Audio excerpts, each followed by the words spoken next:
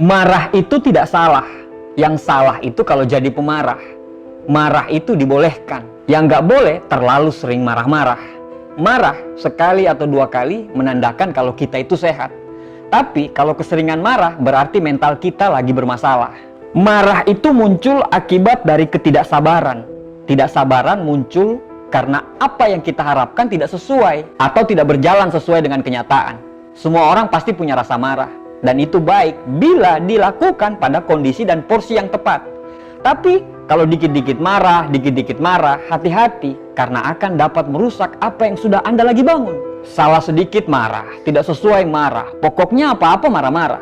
Saya mau bahas dampak sering marah untuk lingkungan pekerjaan, lingkungan pertemanan, dan lingkungan keluarga. Dalam lingkup pekerjaan, kalau Anda sering marah-marah, Anda bisa kehilangan jabatan.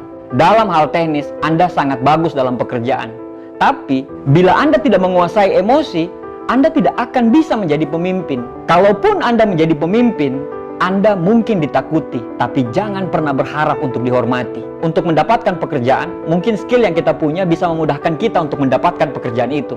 Tapi untuk naik ke level jenjang yang lebih tinggi atau jabatan yang lebih tinggi, Anda butuh yang namanya leadership atau jiwa kepemimpinan. Dan salah satu syarat untuk menjadi pemimpin yang hebat adalah bisa mengontrol emosi dan tidak suka marah-marah. Kebayang kalau Anda menjadi seorang leader di sebuah tim marketing. Saat omset turun, Anda marah-marah. Salah dikit marah-marah. Semua Anda salahkan. Padahal semua yang terjadi, baik omset itu naik atau turun, ya tergantung pemimpinnya. Tergantung nahkodanya. Siapa nahkodanya? Ya Anda sendiri. Hati-hati loh.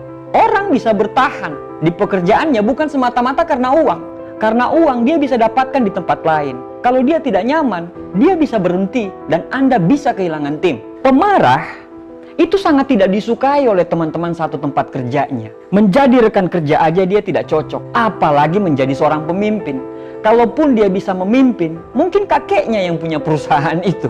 Dia mungkin ditakuti, tapi dia tidak akan pernah dihormati. Orang akan iya, nje di depan dia. Tapi di belakang dia akan dihujat habis-habisan. Intinya, ada dua cara orang bereaksi terhadap masalah dalam lingkungan pekerjaan. Yang pertama, dia suka marah-marah. Yang kedua, dia lebih memilih diam dan mencermati apa yang sebenarnya terjadi. Mending memilih diam deh, karena diam nggak akan bisa ketebak arah pikiran kita kemana. Tapi kalau marah-marah, bisa ketebak arah pikiran kita kemana. Kenapa singa lebih ditakuti daripada anjing? Karena anjing suka sekali menggonggong, sedangkan singa lebih banyak memilih diam. Dalam lingkungan pertemanan, kalau Anda suka marah-marah, Anda akan kehilangan banyak teman. Ya pastilah, mana ada orang yang mau berteman dengan orang pemarah. Orang gak bakal nyaman lah. Ada beberapa hal sehingga Anda dijauhi teman. Yang pertama terlalu sibuk, yang kedua terlibat urusan cinta, yang ketiga tidak tahu cara meminta maaf, yang keempat beda prioritas, dan yang kelima adalah suka meremehkan dan suka marah-marah. Coba lihat sekitar kita, berapa banyak kasus pertemanan yang bubar karena marah-marah. Banyak sekali. Pertemanan itu adalah saling mengisi dan saling menerima. Tapi bukannya harus ngomong begini, kan mereka tahu saya itu pemarah. Mereka harus terima dong. Ya nggak gitu juga. Kelemahan itu ditutupi, bukan diumbar-umbar. Kelemahan itu diperbaiki supaya kita bisa mengisi satu sama lain. Pertanyaannya adalah, kamu suka nggak dengan temanmu yang suka marah-marah? Nggak suka kan? Nah begitu juga dengan temanmu. Temanmu juga nggak suka orang pemarah. Jadi perlakukanlah temanmu sama seperti kamu memperlakukan dirimu sendiri. Kita bisa sukses di kemudian hari karena kita punya lingkungan yang mendukung. Salah satunya adalah teman. Janganlah marah-marah mulu. Lindungilah dan peliharalah temanmu. Anything is possible when you have the right people there to support you. Semuanya akan menjadi mungkin Anda raih bila Anda memiliki orang-orang yang tepat dalam mendukung Anda. Jagalah pertemanan, karena pertemanan itu ibarat sebuah buku. Hanya butuh beberapa detik untuk membakarnya, tapi butuh waktu tahunan untuk bisa menuliskannya kembali. Dalam lingkungan keluarga, Anda akan kehilangan respek dari anak dan keluarga Anda apabila Anda sering marah-marah. Like father, like son. Bapak yang pemarah akan membuat anaknya tumbuh menjadi pemarah. Lingkungan keluarga jadi nggak nyaman. Harusnya lingkungan itu menjadi surga dunia bagi kita. Karena kita suka marah-marah, akhirnya surga itu menjadi neraka bagi keluarga. Bagi para ayah atau suami, coba kita bayangin. Waktu kita untuk keluarga itu dalam satu hari itu sangat sedikit. Kebayang kalau isinya hanya marah-marah. bukan surga yang Anda ciptakan, tapi neraka yang bikin anak dan istri Anda menjadi tidak betah. Bagi istri atau ibu yang suka marah-marah, hati-hati, Anda akan jauh sama anak-anak. Dan kalau suami sudah tidak nyaman di rumah, dia bisa mencari kenyamanan di tempat yang lain. Anda akan dicap sebagai ibu atau ayah yang pemarah. Akibatnya, anak-anak Anda menjadi takut. Hati-hati kalau mereka udah takut. Anak-anak kita tidak akan pernah bercerita masalahnya kepada kita. Kalau sudah begitu, akan jadi bahaya. Misalnya, pas anak kita kena bully, dia ingin mengadu tapi takut kena damprat.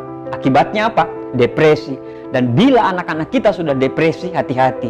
Dia akan melakukan hal-hal di luar kontrol kita. Pas anak kita nilai matematikanya selalu jelek, kita marah-marah. Padahal bisa jadi dia lemah di matematika, tapi mungkin dia kuat dalam mata pelajaran yang lain. Anda tidak bisa memaksa seekor burung elang untuk lomba berenang dengan ikan cupang, kan? Sifat yang baik lebih bernilai daripada pengetahuan, uang, atau kehormatan bagi seseorang yang memiliki sifat tersebut. Jangan sampai sifat pemarahmu menghancurkan apa yang sudah Anda bangun. Jangan sampai sifat pemarahmu bisa menghilangkan rasa cinta keluargamu. Jangan sampai sifat pemarahmu bisa membuat Anda bisa kehilangan teman. Berubahlah, tidak ada kata terlambat. Dewasalah, karena ciri-ciri kedewasaan adalah bisa mengontrol rasa marah. Berubahlah dari sekarang, atau Anda bisa kehilangan semuanya. Jangan banyak marah-marah. Hidup ini indah, nikmatilah dengan senyuman dan tutur kata yang indah. Tidak ada manusia yang sempurna, yang ada manusia yang selalu sadar akan kekurangannya dan dia tidak pernah bosan untuk selalu memperbaikinya. Semoga saya, Anda, dan kita semua dijauhi dari sifat pemarah. Terima kasih.